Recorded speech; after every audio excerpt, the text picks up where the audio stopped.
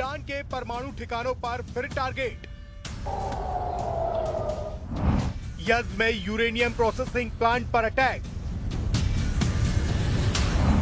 Iran बोला आग से खेल रहा है इजराइल।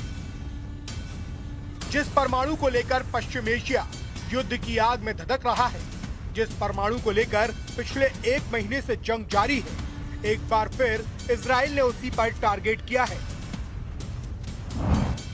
इस बार इजराइल ने ईरान के यज़्द में यूरेनियम प्रोसेसिंग प्लांट को निशाना बनाया है। इजरायली सेना के मुताबिक हमले में उस फैसिलिटी को निशाना बनाया गया जहां यूरेनियम एनरिचमेंट के लिए जरूरी प्रोसेसिंग होती है। ईरानी मीडिया ने भी यूरेनियम प्रोसेसिंग प्लांट पर हमले की पुष्टि कर दी है, जिसके बाद ईरान बुरी तरह से भड़क गया है।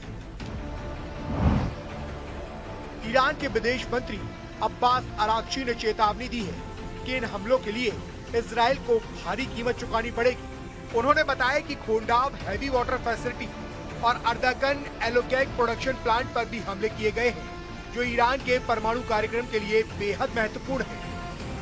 ईरान में हुए यूरेनियम प्लांट पर हमले को लेकर आईएईए ने कहा है कि इस हमले के बाद आसपास के इलाकों में रेडिएशन का खतरा बढ़ जाएगा। एजेंसी ने कहा है कि वो इस घटना की जांच कर रही है और हालात पर लगातार नजर बनाए हुए हैं।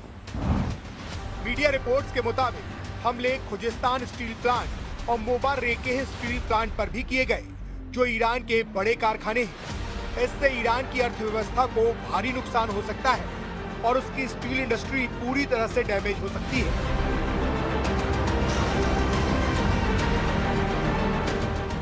इजराइल के हमले से बौखलाए ईरान ने इजराइल के साथ साथ खाड़ी देशों को भी खुली धमकी दी है।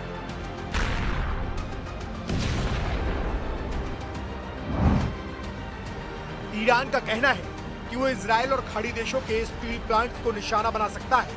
जिन देशों को धमकी दी गई है उनमें सऊदी अरब, यूएई, कतर, कुवैत और बहरीन शामिल है। ईरान की इस चेतावनी के बाद पूरे मिडिल ईस्ट में तनाव और बढ़ गया है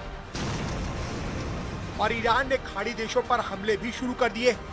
ईरान ने सऊदी अरब के प्रिंस सुल्तान एयरबेस पर हमला किया। इस हमले में 10 से ज्यादा अमेरिकी सैनिकों के घायल होने की खबर है और कुछ विमानों के तबाह होने का दावा भी किया जा रहा है।